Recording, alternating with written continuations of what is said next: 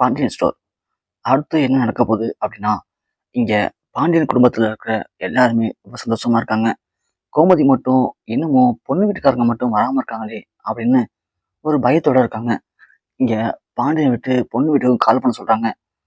அப்புறம் சரவண கால் பண்ணி பேசுறான். இது மாதிரி வந்துட்டு இருக்காங்களாமா, நீ ஒன்றும் பயப்படாத அப்படின்னு சொல்றாங்க. அடுத்த கொஞ்ச நேரத்துல இங்க பொண்ணு வீட்டுக்காரங்க வராங்க. ஆனா வந்தவங்க மூஞ்சில எந்த ஒரு சந்தோஷமுமே இல்லை. அதுலயும் இங்க பாண்டியனும் கோமதியும் மாத்தி மாத்தி கேள்வி கேட்கறாங்க. ஆனா அதுக்கு அவங்க எதுவுமே பதில் சொல்லாம ரொம்ப அமைதியா போறாங்க. அதை பார்த்தது கோமதிக்கு பயம் வந்தது. ஏங்க, என்னங்க, அன்னைக்கு போய் வீட்டுல பார்த்து பேசும்போது நல்லா பேசினாங்க. இன்னைக்கு என்னடானா நாம எது கேட்டாலும் எதுவும் பேசாம ரொம்ப அமைதியா ஏதோ டென்ஷனா போற மாதிரி தெரியுதுங்க அப்படின்னு சொல்ல, பாண்டிய ஒண்ணு, என்ன கோமதி, உனக்கு தெரியாதா பொண்ணை கிளம்பி கொடுக்கறது அப்படிங்கிறது அவ்வளோ ஈஸியா? இனிமே பொண்ணு அவங்க வீட்டுல இருந்து நம்ம வீட்டுக்கு வந்துடும் அப்படிங்கிற கஷ்டம் ஒரு பக்கம் இருக்கலாம். அதோட கல்யாணம் எந்த பிரச்சனையும் இல்லாம நல்லபடியா முடியும்னு ஒரு பதட்டம் இருக்காதா? நாம ஏற்கனவே குருளி கல்யாணத்தை நடத்தும் போது நான் எவ்வளவு டென்ஷனா இருந்தேன், ஞாபகம் இருக்கா கோமதி? அப்படி இருக்கும்போது நீ என்ன புதுசா கேட்குற? அதெல்லாம் ஒண்ணும் இல்லை கோமதி, நீ ஒன்றும் பயப்படாத. நீ போய் ஆக வேண்டிய வேலையை பாரு. இன்னும் 1 மணி நேரம் தான் இருக்கு நல்ல நேரத்துக்கு. அப்புறம் பொண்ணும் மாப்பிளையும் நம்ம வீட்டு தான் வரப்போறாங்க. எந்த பிரச்சனையும் இருக்காது, நான் பாத்துக்கிறேன், நீ போ கோமதி அப்படின்னு பாண்டிய கோமதியை அனுப்பிவிடுறாரு. இங்க கோமதியும் போயிட்டு எல்லாரும் சேர்ந்து எல்லா வேலையும் பார்த்து முடிக்கிறாங்க. சொல்லப்போனா பழனிய அலங்காரம் பண்ணி ரொம்ப அழகா கொண்டு வந்து மணமேடையும் உட்கார வச்சுறாங்க. இங்க கல்யாண பொண்ணையும் ரெடி பண்ணிட்டு இருக்காங்க. ஐயோ, இங்க பொண்ணை வர சொல்லுங்க. ஸோ அடுத்தது ஒரு சில பரிகாரம் இருக்கு, அதை முடிச்சுட்டா நேரம் ஆயிடும், கரெக்டா இருக்கும் தாலி கட்டுறதுக்கு அப்படின்னு சொல்றாங்க. உடனே போய் இங்க கோமதி பொண்ணு வீட்டை பாக்குறாங்க. ஆனா பொண்ணு வீட்டுக்காரங்க எல்லாருமே ஏதோ ஒரு மாதிரி பேசிக்கிறத மட்டும் இங்க கோமதி கவனிக்கிறாங்க. கிட்ட போய் கேட்டா அவங்க ஒண்ணும் இல்லைங்க, நீங்க போக நான் வரேன்னு சொல்லி அமுச்சு விடுறாங்க. கோமதிக்கு அதுவே சந்தேகத்தை உண்டு பண்ணிட்டே இருக்கு. திரும்பவும் வந்து பாண்டியன்ட்ட சொல்றாங்க, ஏங்க, பொண்ணு வீட்டுக்காரங்கள்ட்ட நான் போய் எது பேசினாலும் அவங்க என்கிட்ட எதுவும் பேச மாட்டாங்க. ஆனா அவங்களுக்குள்ள ஏதோ ஒண்ணு பேசிக்கிறாங்க. ஆனா அது என்னன்னு தாங்க புரியல. எனக்கு என்னமோ மனசுல தப்பா படுதுங்க. கோமதி, அவங்க எதனா பேசிருப்பாங்க கோமதி, மணி ஆயிடுச்சு, இன்னும் 1/4 மணி நேரம் தான் இருக்கு. பழனி வந்தாலும் மேடைக்கு வந்துட்டாங்க, விடு, அதெல்லாம் ஒன்றும் ஆகாது, நடந்துரும், நீ நல்லபடியா இரு அப்படின்னு இங்க பாண்டியன் சொல்றாரு. அதே மாதிரி கொஞ்ச நேரத்துல பொண்ணையும் அழைச்சிட்டு வராங்க. இங்க பாரு, பொண்ணே வந்துருச்சு மணமேடைக்கு. இப்போ உன் தம்பி தாலி கட்டுறது மட்டும் தான் பாக்கி. தாலி கட்டிட்டானா அப்புறம் எந்த பிரச்சனையும் இருக்காது கோமதி. அதோட உங்க அண்ணன் தான் சொல்லிட்டாங்களாமே பழனி கிட்ட, எங்களால கல்யாணத்துல எந்த பிரச்சனையும் வராதுன்னு. அதுவும் அவங்க தலைமையிலே கல்யாணம் நடக்கும்னு சொல்லியிருக்காங்களாம்.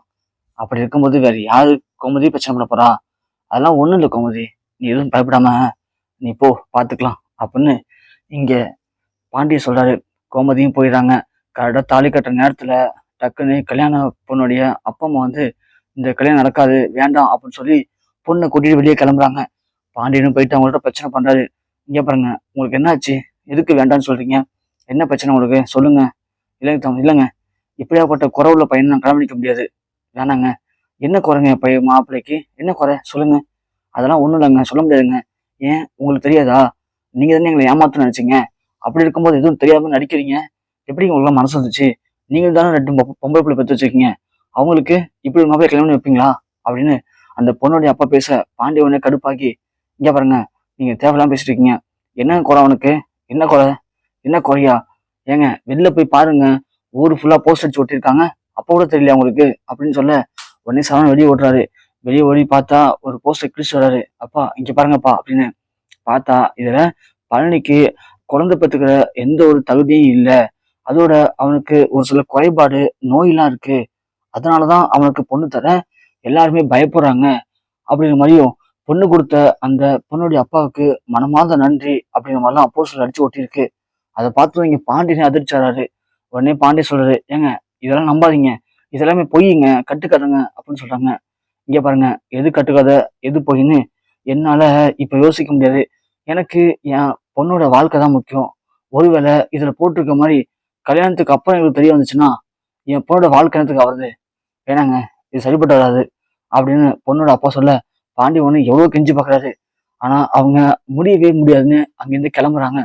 இங்க பழனி மனசு உடைஞ்சு போறாரு. அப்பத்தா பயங்கரமா அழுகுறாங்க. கோமதி ஒரு பக்கம் அழுகுறாங்க. பழனிய தோல்ல சாச்சுக்கிட்டு பாண்டியன் பழனிய ஆறுதல் படுத்துறாரு.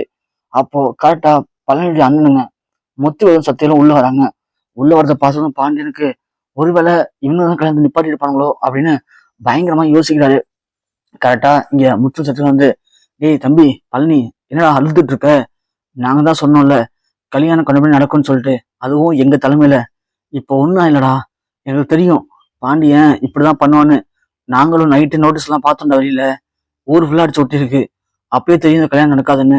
அதனாலதான் உன்னை பத்தி எல்லாத்தையும் சொல்லி நல்லபடியா ஒரு பொண்ணு நாங்களே பார்த்து வந்திருக்கோம்.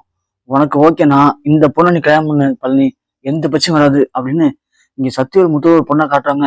அந்த பொண்ணை பத்தி ஏற்கனவே பாண்டியன் நல்லாவே தெரியும். அந்த பொண்ணு பாண்டியனுடைய கடைக்கு வந்து நிறைய ஜாமான் வாங்கிட்டு போவோம். அந்த பொண்ணு ஒரு வாயாடி, ஒரு எண்ணம் சரியில்லாத பொண்ணு. இந்த பொண்ணை பழனி கல்யாணம் பண்ணா கண்டிப்பா குடும்பம் நல்லா இருக்காது அப்படின்னு பாண்டியன் யோசிக்கிறாரு.